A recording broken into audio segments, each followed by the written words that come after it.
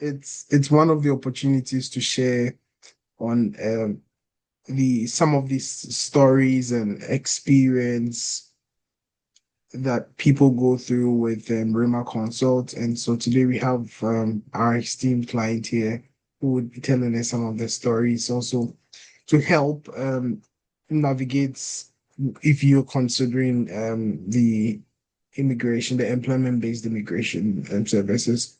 And before we go deep, I would like to use this opportunity to describe what we do here at Rhemma Consult. So at Rhemma Consult, we offer a very comprehensive immigration services that are really tailored towards meeting the diverse needs of our clients worldwide, including special assistance for individuals who want to self-petition. And for us here, we understand that immigration is not just about paperwork, it's about dreams, aspirations, building a better future. That's why we also offer individual and family immigration services to assist individuals and families.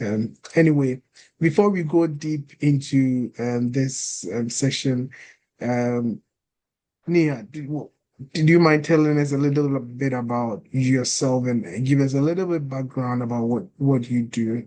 Yeah. Yeah, sure. So I'm a scientist by training. I earned my master's and PhD in biomedical sciences.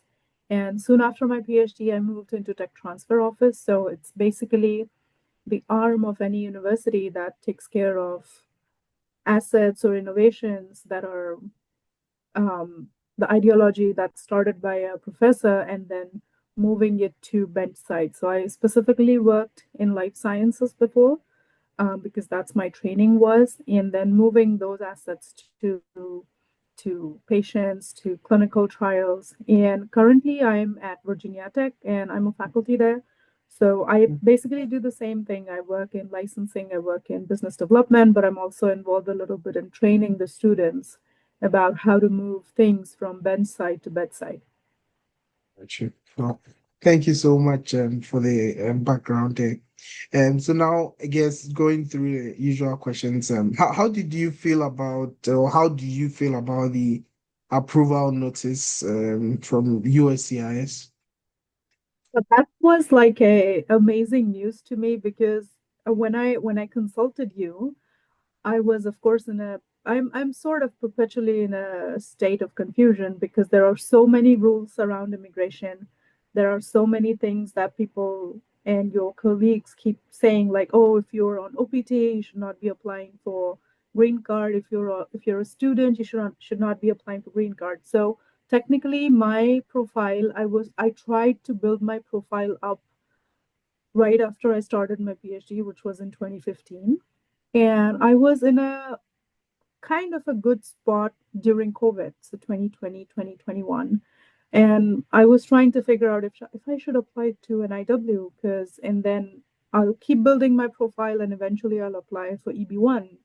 Being an Indian citizen, that's what the course looks like for us. I didn't ended up doing that because again, a lot of people saying this is COVID, you won't be able to go back home. You're a student, you don't have plans of graduating. So I waited.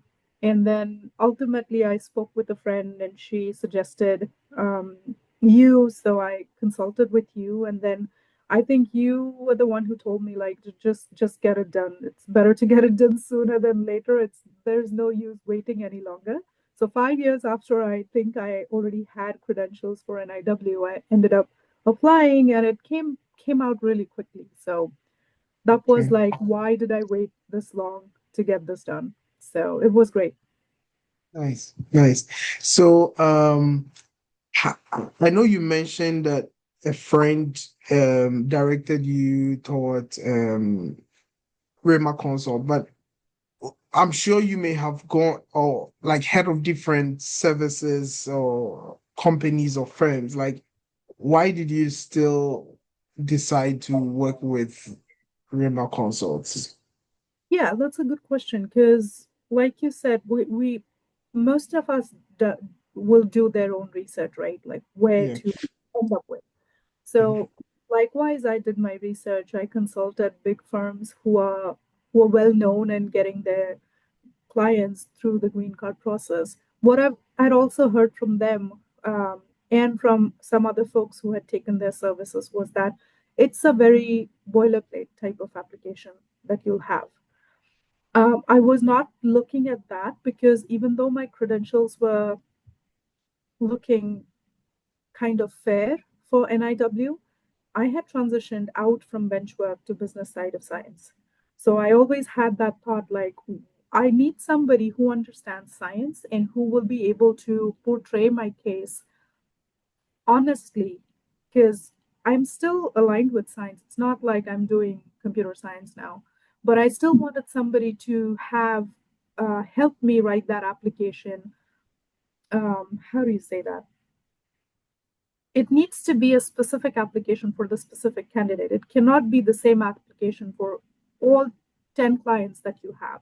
So that was the main pushing point for me that my friend mentioned that you'll have a really good you'll be in good hands in terms of he'll make sure that he understands your case, he understands what type of research you do, and then you will have your application built in that way. So when I read the application, I was like, did I really do all of this?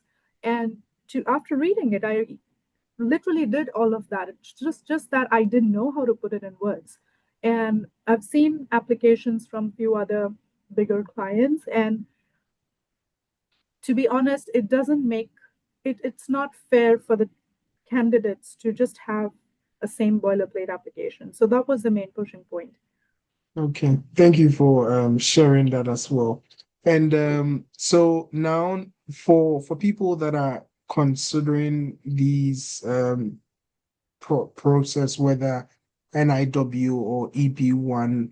Um, I would like you to share some background. I know you shared it early on, but share some background information about your portfolio and what are some of the things, because you said early on you were planning on how to meet the NIW so that eventually you could also apply for EB1. So I guess maybe do you mind sharing what do you do, both the business and the science aspect, and what are some of the things you did that made your portfolio to at least meet the minimum requirements for the NIW. So this is to help people who are considering this in the future as well. Um, yeah, so when I first came to the US, I got into a master's degree, which was biotechnology. The first 2 years, I always thought I'll get into science, I'll get into doing bench work because I liked doing research. And that's also, I mean, at that time, I had no plans of applying for green card. That was just the beginning. I only wanted to get my degree. I wanted to do get few years of work experience. Once I got out of my master's and got into my first job as a research assistant in MD Anderson Cancer Center, it's a huge institute who does a lot of exciting and innovative cancer work. And I was surrounded by a lot of people, MDs, PhDs, and they were day in, day out working tirelessly on cancer projects. So that's when I started thinking about my future, saying like, oh, how do I want to build my own future in the next 5 years? So I worked hard for those 2 years, and actually those are the 2 years from where I got most of my publications and even citations, and they're still flowing in. So I think fortunately, that was a good place that I ended up. And that was also a good decision and good planning. I had good mentors who told me, like, if you want to keep pursuing research, you should enroll in PhD. So that was my next step. So once I completed that research assistant role, I wanted to get into PhD so that I can do my own research. So that's what I did, got my PhD. And towards the end of PhD, I had enough papers. I had enough citations, which would qualify me for NIW. And if it were like for rest of the world countries, NIW is like a good option if you're in research because you can get papers, you're satisfied with your work, you get a lot of citations, and that kind of proves you eligible for NIW itself. For India and China, unfortunately, that's not the only last step for you in your green card process, and you need to pursue EB1. So EB1 where I struggled because I had checked boxed for publications, for citations, for being in the same um, field where I got my degrees from. I just hadn't gotten chance to review papers. And for some reason, I had reached out to many editors, associate editors, and friends of mine who have reviewed papers. I also like doing that. I still do it. But I did not get good response from them because my current position was in business development. So one response that I got was like, "Oh, you don't have any postdoctoral experience." So in a way, I got into business development because I wanted to learn about different aspects of science, but that was also impeding my green card journey. Yeah. So, and I was not ready to leave BD. I was not ready to give up on reviewing papers because I like doing both. Yeah. Um, and I was able to break through that cycle, and I could get a few journals who I had published in. Because the fact was that I had published in cancer research, cell reports, and some of the things which I was not actively working on. And so getting them to review was a little bit tricky. But eventually I ended up reviewing quite a few. And so now I'm building up EB1 profile. But yeah, the first thing was publications and citations, which does take time. It's not like you publish today and you'll get a couple of citations in the next Yeah. year. It takes about a few years, I would say, 5, 6 Yeah. years. Yeah. Okay. And there are a lot of folks with the intention that you we need a lot of like letters of recommendations. And I know in our case, do you remember how many letters we sent for letters of recommendation? I think we did two. Two. Yeah. Okay. And these two were people you had worked with in the past. Is that correct? Yes. Yeah. So yeah, I'm bringing this up because I know most people say that the letters need to only come from independent recommenders, right? So that's also shed light that depending on some of the things you may have done, it's also okay to get letters from people who actually know the Yeah. breadth and depth of your work as well. I think you also worked on a couple of federally funded agencies, right? In a capacity of research assistant. Do you Yeah. mind talking about one or two of those projects as well? So, yeah, so as a research assistant, I'm not sure if I worked on any DoD or DARPA projects, but as a PhD student, I remember Yeah. I worked on DoD, which was influenza, SARS-CoV-2, and no, I'm sorry. Yeah, DoD, SARS-CoV-2, and Yeah. DARPA was influenza virus. So Yeah. my lab worked on infectious disease and protein evolution and looking at inhibitors of viral proteins that are in the market, but some people get drug resistance against those Yeah. inhibitors. So both of my federally funded projects were based on looking at what type of mutations do you see in these patients and what can you do to avoid them. So when clinicians or physicians prescribe medications to some of these infectious disease patients, you can't be general in terms of like just prescribing Tamiflu because you have influenza. If you have history of that patient saying, "Oh, this mutation is going to likely come up in that patient," you avoid that Tamiflu and you go ahead with some other line of treatment. So that is really important for Department of Defense because most of the influenza viruses are circulated through, unfortunately, through traveling outside and through and then because the global travel has increased, so Department of Defense and DARPA both are heavily invested in some of the infectious disease, if not all. That's why it looks a little bit counterintuitive now with vaccine and federal Yeah. cuts. Yeah. And most of these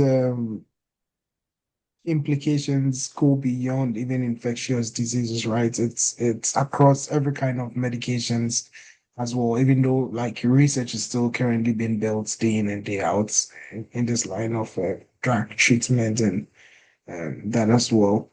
Um, Now let's go a little bit back into our services. How would you describe our services? Like, what is your overall impression of the services that was provided by Rhemma Consult? I think the service is very personalized. And it's Mhm. not something like you're talking with a chatbot or you're emailing somebody and then you don't hear back for like a week. And that's actually me. The case was opposite when you would reach out to me and I would disappear for a few days and then not get back to you. But um, when you're dealing with immigration, you have a lot of questions. Any client has a lot of questions, and sometimes that question pops up, and you need to know the answer right away, or something is burning, and you need to prove to your immigration, say from the school, that oh no, I'm on this status, even though if I've applied for an IW or something like that. And I've always found that every time I had a question, the response was very quick. I could reach out to you through email, and the response would come in like few hours, if not less than that. The other thing that I liked, and I have worked partially with different firm before, not with, I mean, I had not initiated the green card process, but I had looked at it very closely. Um, Talking with a large firm, you don't know who you're talking with. Every time you have questions or every time you're emailing somebody, you don't know if that person knows your background or knows where you're coming from. So that was a huge distinction. I always knew that the things that I have concerns about are going to reach you. Um, the other thing was also like when I first read the draft, I was literally amazed by seeing how descriptive it was, and there was no pompousness about what type of research I have done, but it was to the point and straightforward. So somebody who is genuinely looking and reviewing my application would have thought like, yes, this is serious kind of work, and it's been written not pompously. It's not been written to, with gloating about what type of research you're doing. It's not boilerplate. So I think the personalized aspect, the response time, and also the fact that every time I would talk with you, we never really discussed about the fee and or like, oh, this is the payment that you need to pay, because I've had friends who've had this discussion with their own um, firms that unless you give the next payment, we're not going to work on your case, which in a way is understandable because it's sort of their bread and butter. But it's also green card, like you mentioned in your first introduction. It's a personalized, it's a very personal matter, and people are trying to make a good life for themselves, better life for themselves. So it's, of course, money is important, but I never got that feeling that you never gave enough importance to that. Yeah, yeah, that is a hallmark we're trying to build here. I would say that Rhemma Consult was built out of frustration with immigration process. And so all our staff here really understand what it is to be an immigrant. And so we try to help people more. And in this journey, I've gotten to know a lot of people, and it's always nice to hear from even different cultures as well. So I'm glad you share that opinion as well. One of the things that people are always curious about in terms of this whole process has to do with transparency. Did you find transparency in this whole process? Did you feel like something was hidden? You didn't get any information? Yeah. No, I think it was 100% transparent. I didn't feel like I'm talking with um, you need to be very transparent with your lawyer and your doctor. So Yeah. that's what I felt Very like. true. I never, I did not hide anything from you, and I did not even for a second feel like, oh, I didn't get that answer quite honestly, or I didn't feel like I know the depth of what's going on. So it was very transparent. It was very easy. You made it really easy in terms of like, hey, this is what we need from you. And once we have that, these are the next steps. So, and I also, not many people, I mean, I'm sure not many people like uncertainty. I don't like uncertainty in terms of like somebody calling me and telling, please get 12 recommendation letters by tomorrow. That's not possible. So I always knew ahead of time what's expected out of me. I always knew what's going to be done after. And so there was 100% transparency. There was 100, if I had any questions, I knew I would get an honest answer. Okay. As we wrapping it up, what would you recommend our services to others, and based on your experience, what would you say to someone that is considering using Rhemma Consult services?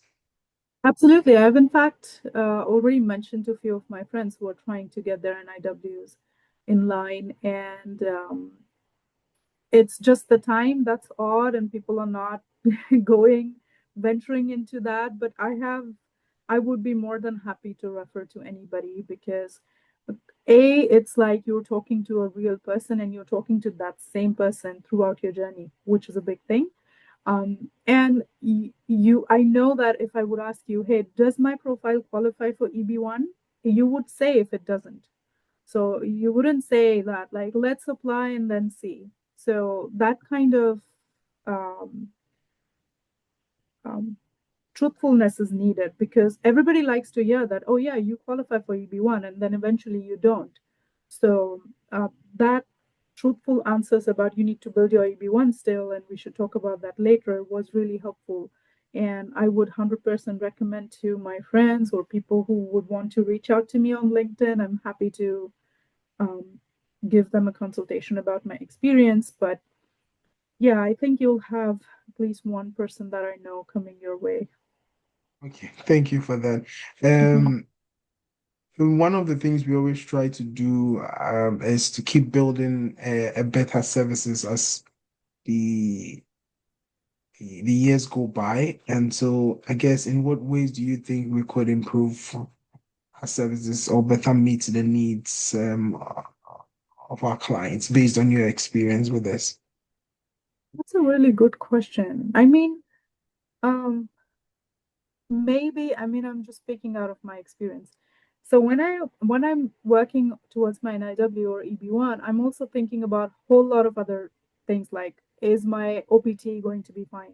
Do I qualify for O1? Do I qualify for, say, if I don't get a job, what do I do? Those kind of questions.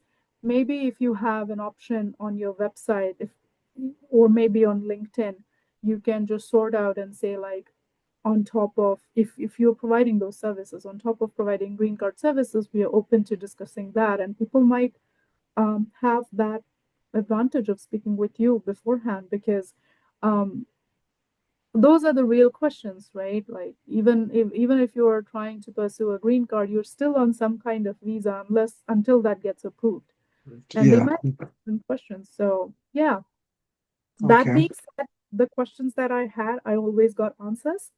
Yeah. So, so yeah, but that could be one thing. Yeah. Thank you so much. I think, yeah, it's one of the things that we could do as well, and include that in our frequently asked questions as well. So thank you for sharing that. That has been helpful. So just to give a background, Dr. Nia has been doing a wonderful work in the line of biomedical research. Today we could hear about her experience with Rhemma Consult as far as NIW is concerned. And if you are a client thinking about the possibility of whether NIW, EB1, or immigration, I think it would be worth going through some of the requirements. And if you want more information, definitely you can reach out to uh, our firm here, and we'll be happy to work with you on that. Um, One more, would you like? I would always say that.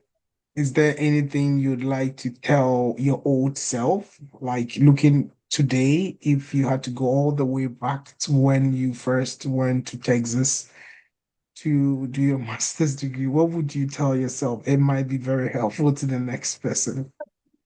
Yes, I mean, the next generation, if you may, is much more savvy and much more aware about their surroundings and what's happening than I or my friends were. I would say think about your green card from the day you step foot in this country, if that's your plan. If your plan is always to go back, then you don't have to worry about that. But if you even envision staying here after your studies, working here for a little while, it's always good to start planning, and it's always good to consult somebody who has helped other people in their journey, because they might know things that you're not even aware of. So you only can ask questions about things that you slightly have an idea about. You can't ask questions about things you're absolutely unaware about. It's not ignorance. It's just that you're still not there yet. And we usually say, right, I'll I'll think about that when I cross that path. But it's always better to think about things before you decide on taking up on a path. So if it was me 10, 15 years ago, I would have started this thinking about green card way before, and then I wouldn't have missed the 2022 retrogression for EB1 now. Yeah. Yeah. That's a big thing that weighs really, really hard on me every single day. Even after having good credentials for EB1, it's basically useless right now. Yeah. That makes a lot of sense. Start early is something that is very helpful for anyone considering this journey. Well, I want to thank those who were able to make it today and those who will be watching this when you get opportunity to that whether you end up using the services of Rhemma Consult or that of any firm, start early, like Dr. Neha just said, and hope our path crossed again. Thank you for being here.